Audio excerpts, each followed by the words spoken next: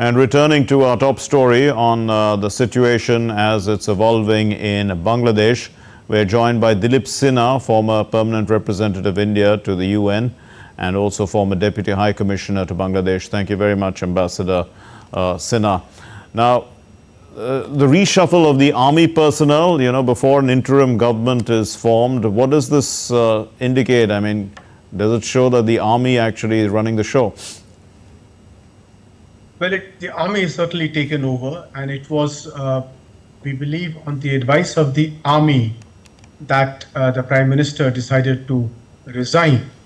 The idea to leave the country was, of course, as per her son's own statement, was based on the advice of the family members for her personal security and safety. But the army did assess the situation to be out of control and felt that unless major power was used and against the extremely widespread demonstrations, they would not be able to control it, and they felt it was best that the Prime Minister should resign. So the army is clearly in control of the situation, is an authority right now. Okay. And the army chief possibly wants to consolidate his own position within the army by this reshuffle to ensure that he is in complete control of the army before the army can take control of the law and order situation in the country. Now, Dr. Muhammad Yunus is being urged to play a major role by the students who are backing him. Do you see the students, wanting to be part of the administration as well? They seem to be in a position where they're calling the shots as well. Well, the students are a diverse group.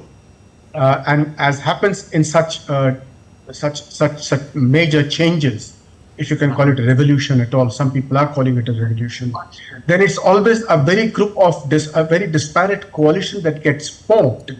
But eventually it is some core group that emerges from within it.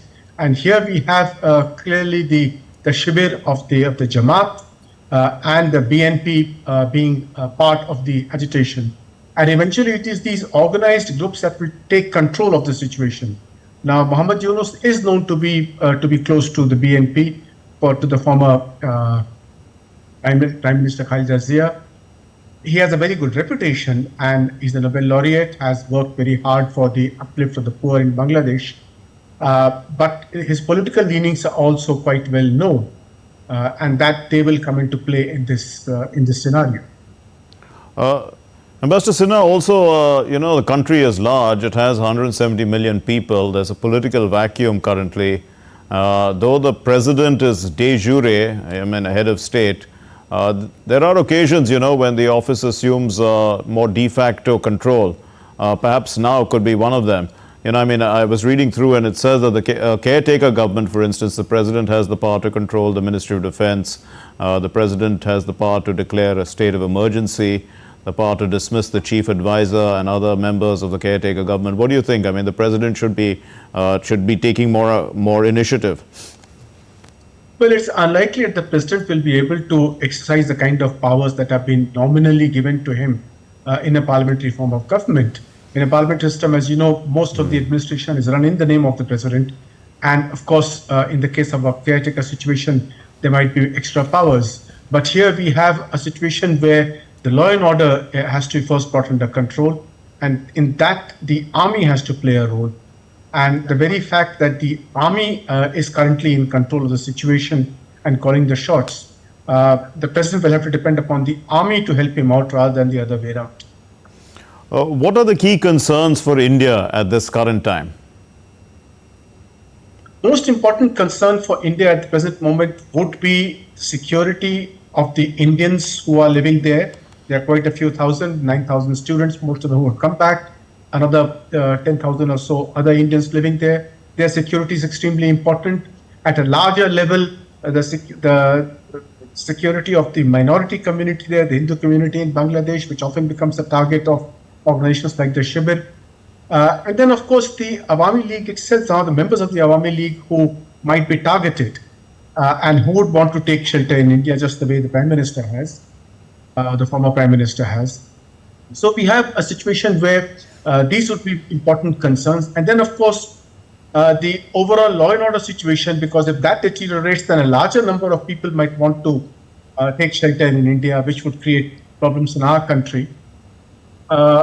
In the longer term, relations between India and Bangladesh, which have become extremely strong and diverse between India and Bangladesh during the long term of office of Prime Minister Sheikh Hasina, that will come into play. Our traders who are involved there, our students who are studying there, all these factors will come in to at the individual level, and at the larger level, the security situation also, because there have been situations in the past when Bangladesh has become a safe haven for terror groups from India, insurgent groups from India. That would be, of course, then a much more serious concern if the situation were to turn that bad.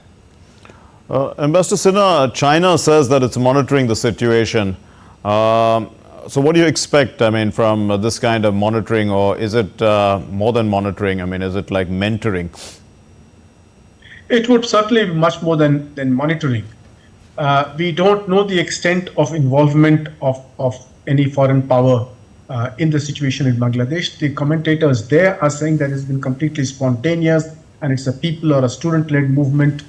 That may well be true at the moment, but the fact remains that it might be a coincidence, but the fact is that Sheikh Hasina had gone to Beijing. She had a rather not too successful, in fact, at times some people say an unpleasant visit there. She came back a day earlier, and soon after that, the situations turned violent in Bangladesh.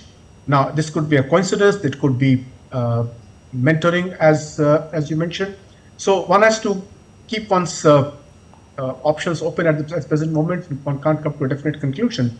But quite certainly, China's involvement in Bangladesh at the commercial and political level has been strong, and we will have to keep an eye on this.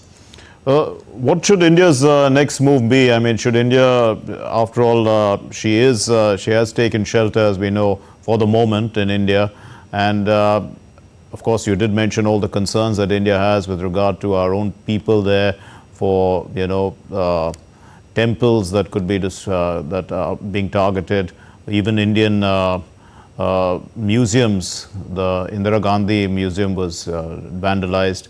All sorts of things are happening there. I mean, so how should India be relating to the current dispensation or the supposed dispensation in Bangladesh?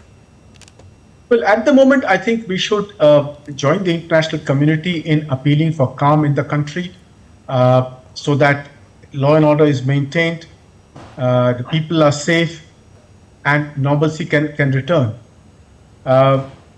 Beyond that, we'll have to wait and see what kind of government emerges in Bangladesh.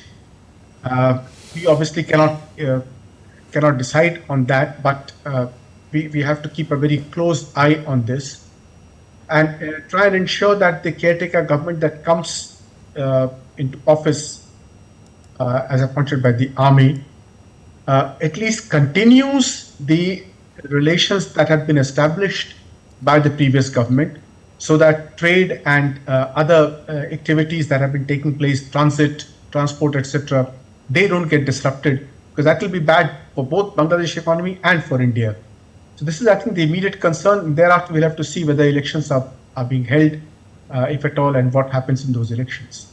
We leave it there. Thank you very much, Ambassador Dilip Sinha, former permanent representative of India to the United Nations and also former Deputy High Commissioner to Bangladesh. Thanks for being with us.